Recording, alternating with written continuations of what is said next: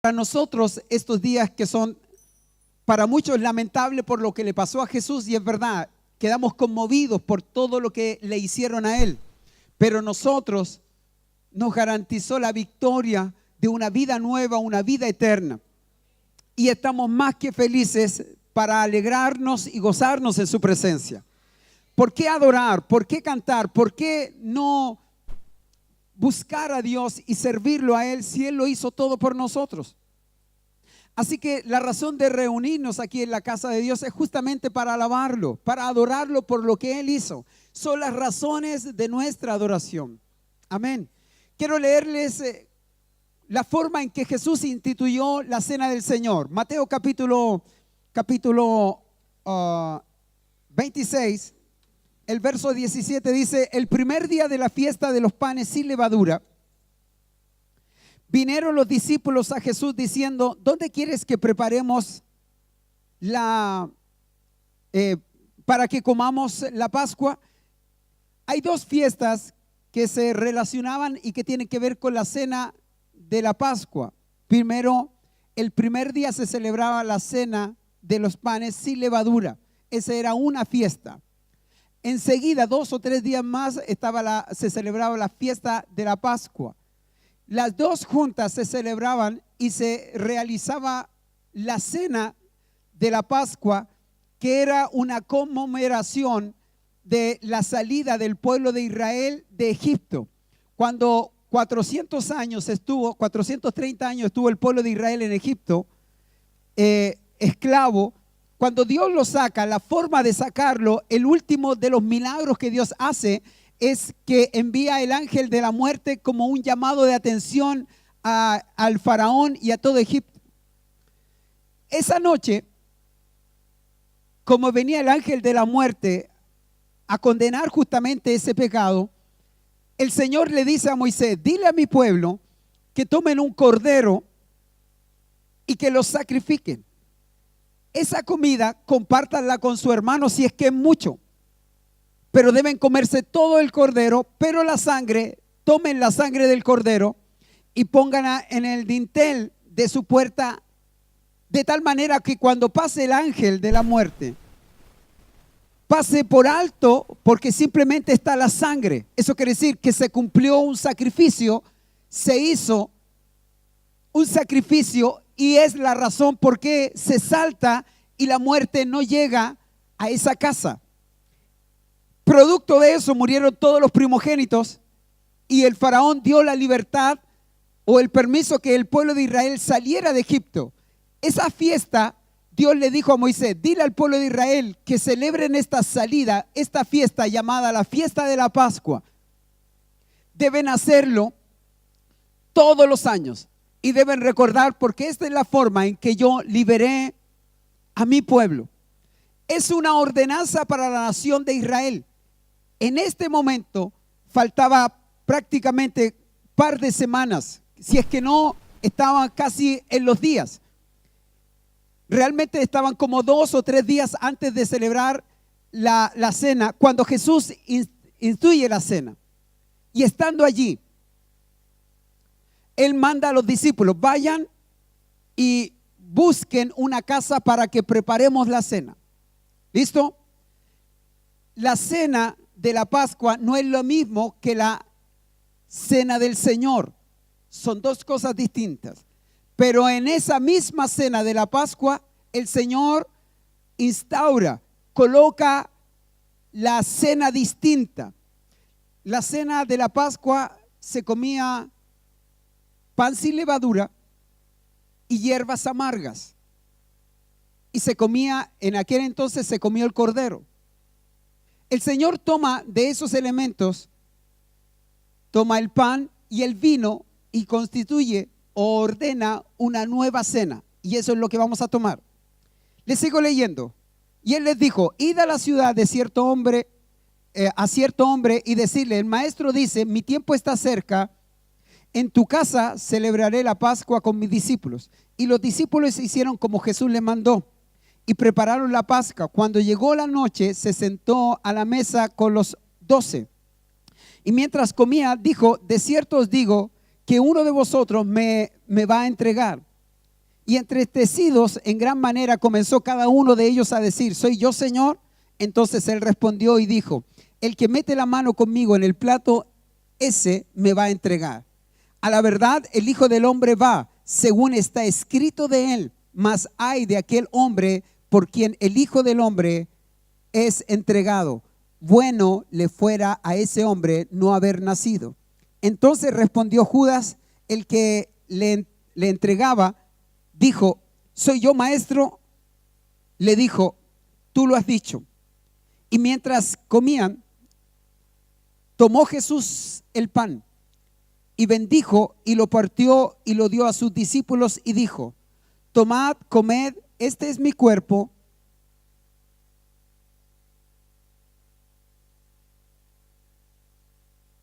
Este es mi cuerpo.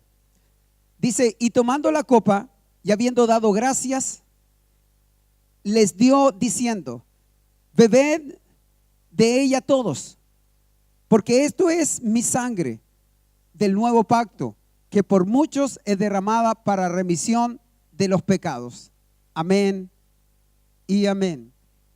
Ahora quiero leerles el pasaje de Corintios capítulo 11, verso 23, y es donde el apóstol Pablo hace mención de la cena. Porque yo recibí del Señor lo que también os he enseñado, que el Señor Jesús, la noche que fue entregado, tomó pan y habiendo dado gracias, lo partió y dijo: tomad, comed, este es mi cuerpo que por vosotros es partido, haced esto en memoria de mí. Asimismo tomó también la copa después de haber cenado, diciendo: esta copa es el nuevo pacto en mi sangre, haced esto todas las veces que bebiereis en memoria de mí. Dice: así pues, todas las veces que comieses este pan y bebieses esta copa, la muerte del Señor anunciáis hasta que Él venga. Listo. Este pasaje, que es tan importante, habla acerca de la cena del Señor, que es una preparación a todo la vida que ofrece en la cruz. Más bien es la conclusión de todo el ministerio que Dios el Padre le había asignado a Jesús. Eran los últimos días, era su último tiempo, y Él estaba tratando de transmitir, de transferir una de las esencias que debe sostener la fe de la iglesia, de su pueblo. Y es que más que las palabras, más que los milagros, fue su obra en la cruz. A veces nos atrae más ver un milagro. A veces nos toca más cuando alguien es sanado, cuando alguien habla bonito, cuando alguien toma una forma de vida distinta. Pero lo que realmente debe apasionar tu corazón y debe motivar tu vida en consagración, dedicación, darle a Dios alabanza, adoración y entregar tu vida completa, es el sacrificio de Cristo en la cruz. La motivación más grande de todos nosotros no es lo que pasa alrededor, ni lo que Dios hace con nosotros de acuerdo a nuestras necesidades.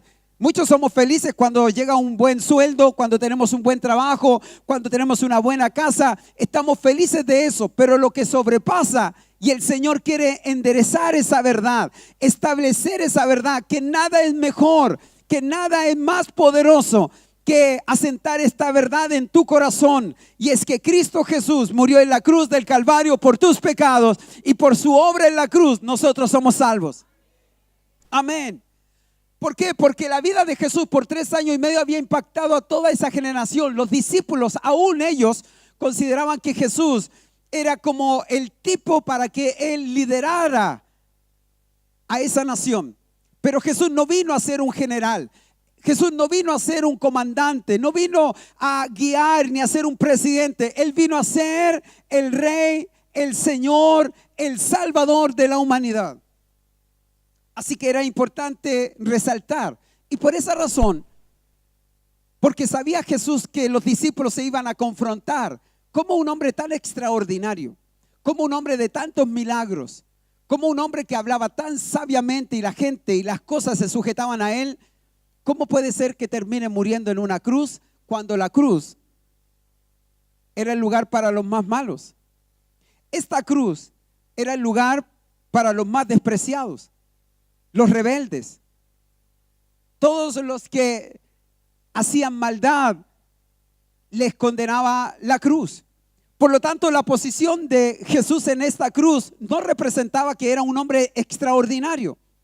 Lo que ellos no sabían es lo que Jesús quiere resaltar y enseñar. Por eso la cruz es muy importante. A veces basamos nuestra fe en todo lo que pasa a nuestro alrededor y no en la esencia verdadera. Tú y yo somos creyentes, cristianos, hijos de Dios, porque Cristo murió en la cruz por ti. Y por amor, hoy nosotros estamos aquí. Así que eso es lo que debe generar en nosotros esa devoción. El día que Jesús tomó la cena del Señor, Él la instituyó como una ordenanza. La cena del Señor es una ordenanza. ¿Sabe usted que hay dos ritos que Dios nos pide como iglesia evangélica? El primero de ellos es el bautismo, que se hace una sola vez, que es por inmersión, y somos bautizados donde damos testimonio de que Cristo es nuestro Señor. Amén. Y el segundo rito que pide Dios que lo hagamos continuamente es tomar la cena del Señor. Él dice, hágalo hasta que yo venga, porque es una invitación a que nunca nos olvidemos.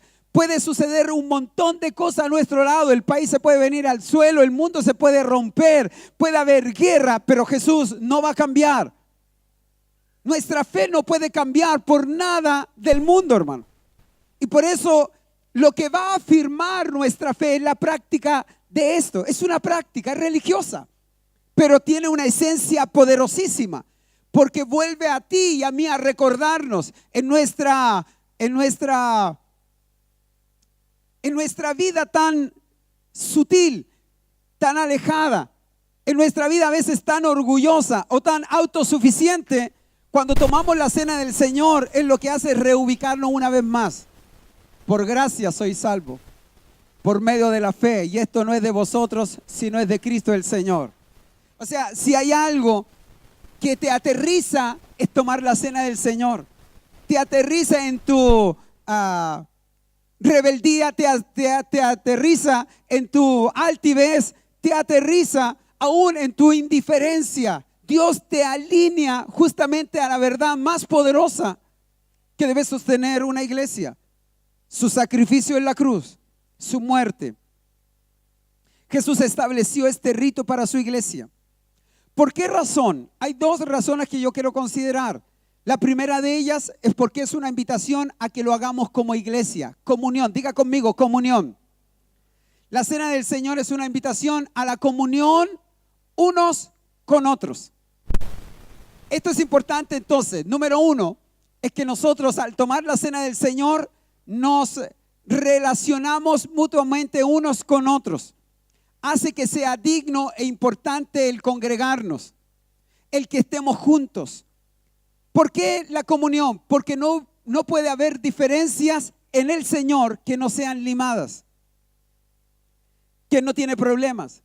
Lo que más tenemos problemas son problemas de relaciones interpersonales. Que usted dijo, que usted no me dijo, que yo hice, que yo no hice.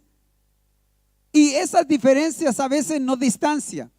Pero Dios quiere un pueblo unido. Quiere una iglesia unida. Quiere una congregación comprometida.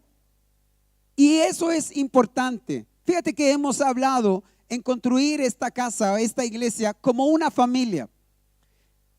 Pero para nosotros es difícil que una familia no tenga diferencias. Pero las diferencias se pulen, se subsanan justamente compartiendo la cena, porque ella es una invitación a la comunión unos con otros. Hermano, escuche esto. Usted tiene mucha diferencia conmigo.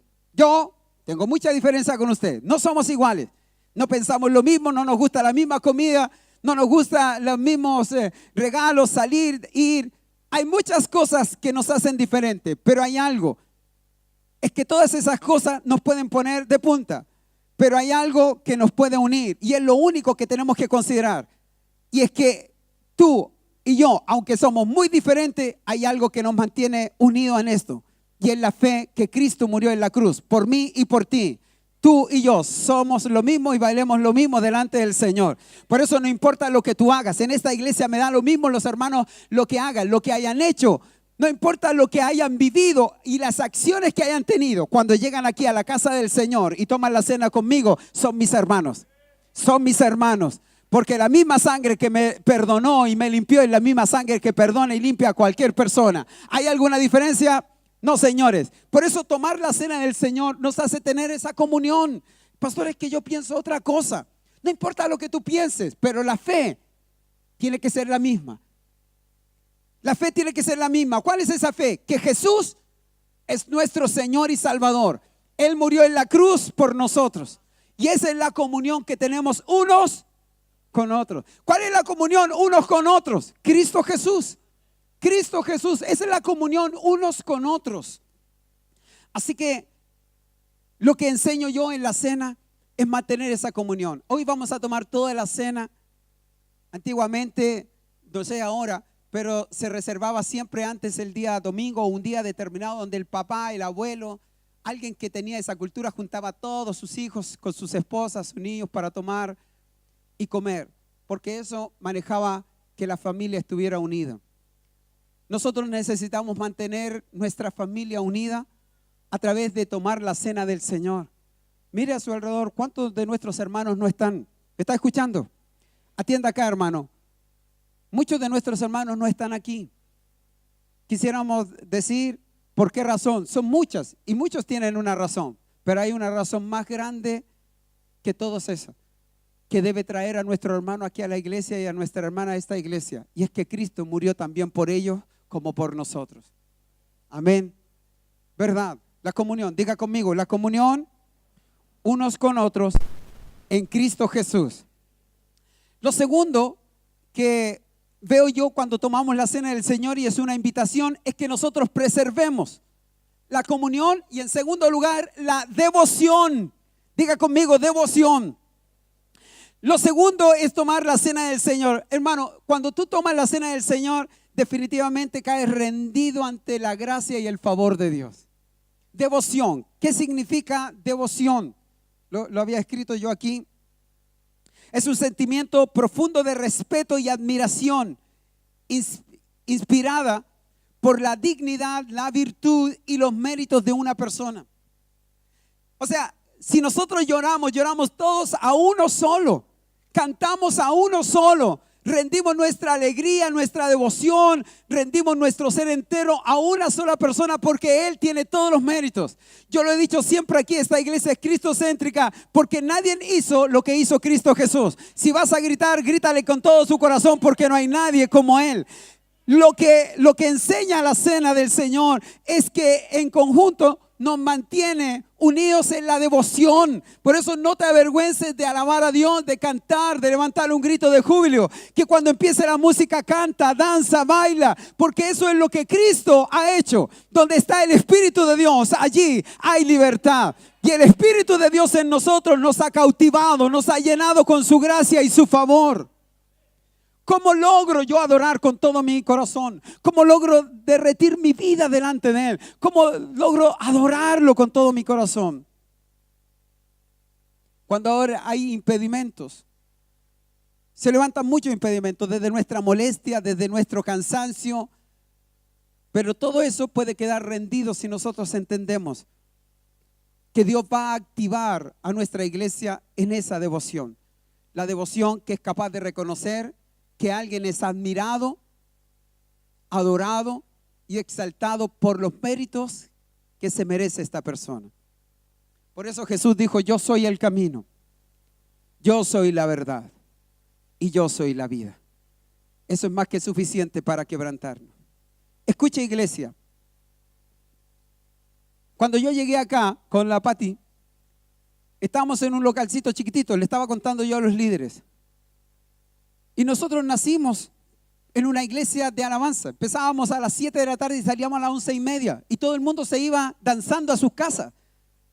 Éramos pentecostales como hoy, pero ahí se danzaba mucho. Por lo tanto, nacimos en una iglesia llena de fuego.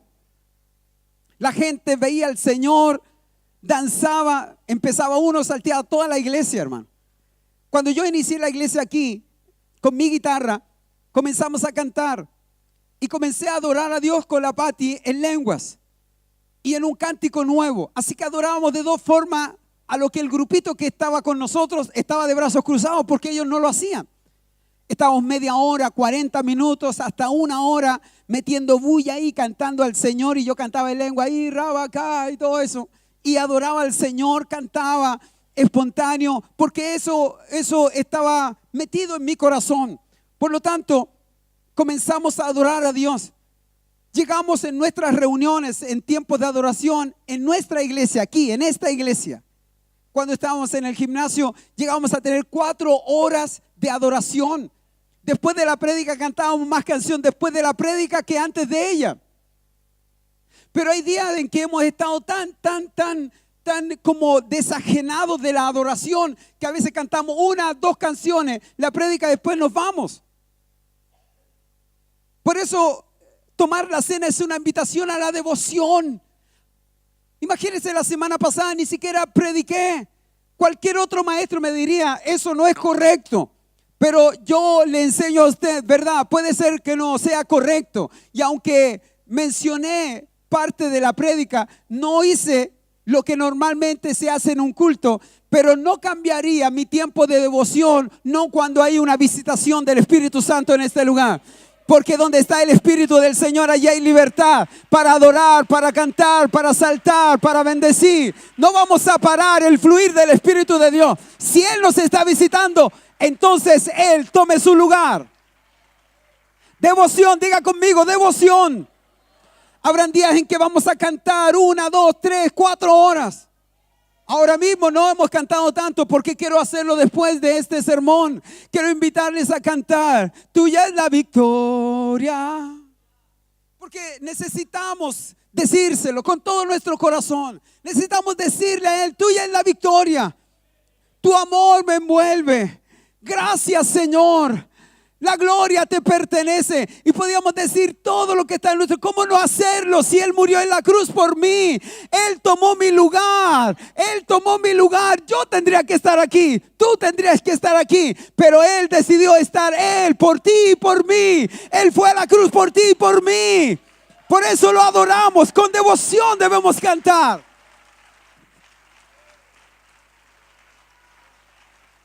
Aleluya, aleluya. Quisiera referirme a 2 elementos. El primero es el pan, que es masa. El pan que tomó el Señor después de haber cenado la Pascua. Él tomó el pan y dijo, ahora vamos a tomar la cena del Señor. Tomó el pan, lo partió y se los dio y le dijo, miren, este es mi cuerpo que por vosotros es partido. La enseñanza de nosotros los cristianos no es que nosotros comemos literalmente el cuerpo de Cristo, partiendo de que los discípulos estaban con Jesús mismo. No podían comerlo si lo veían ahí mismo. Pero Él estaba diciendo, por fe, cuando ustedes coman, van a recordar mi cuerpo. ¿Qué significa? Van a recordar mi obra. ¿Se entiende? Hay algunas doctrinas que dicen que comer el pan es como comerlo literalmente el cuerpo de Cristo. Señores, no es comer el cuerpo de Cristo, sino es creer que el cuerpo de Cristo lo que hizo fue una realidad. Por lo tanto, comer el pan es una invitación a participar. Diga conmigo, participar. Participar significa que yo me hago parte en la fe de lo que Él me está enseñando. Yo participo y creo que lo que dice e hizo Jesús fue verdadero. Eso es fe. Yo hago partícipe de eso. En 2 aspectos. Lo creo. Creo que el que estuvo en la cruz, Jesús de Nazaret, era el Hijo de Dios y el Salvador del mundo. No había pecado en Él. Por eso su sacrificio fue perfecto. Dice la Biblia que su muerte en la cruz nos garantizó una victoria. Nosotros nos hacemos partícipes por la fe en su sacrificio. Comer el pan significa, Señor, yo creo que tu sacrificio fue perfecto y lo comemos, pero comemos pan como un recordatorio de esa cena que el Señor estaba invitando a que mantuvieran su fe en el tiempo. Por lo tanto, cuando yo como el pan, yo estoy diciendo, al comer este pan, recuerdo el sacrificio de Cristo. ¿Se entiende? Al comer este pan, recuerdo fielmente y lo creo, el sacrificio de Cristo Jesús en mi corazón. Isaías capítulo 53, verso 5, nos enseña el sacrificio de Cristo. Dice que mas Él herido fue por nuestras rebeliones, molido por nuestros pecados. El castigo de nuestra paz fue sobre Él, y por sus llagas nosotros fuimos curados. Isaías 53 representa lo que Cristo iba a hacer. Por lo tanto, cuando yo como el pan, estoy creyendo en los milagros. Cuando yo como el pan, estoy creyendo que en su sacrificio Él se llevó toda maldición. Y por eso yo puedo con fe llamar que toda enfermedad sobre ti, estando aquí, teniendo una vida con propósito, yo puedo maldecir esa enfermedad, no porque tenga poder personal, no porque tenga un atributo personal, sino que porque creo que la muerte de Jesús, su cuerpo, fue entregado para que en sus llagas, en sus dolores, en su sacrificio, yo por la fe también sea sano. Por eso somos una iglesia que cree en los milagros, cree en la sanidad divina, cree en el poder de Dios, porque Él murió en la cruz y Él se llevó todo pecado. Y por sus llagas nosotros fuimos sanados, fuimos curados por el poder de Dios.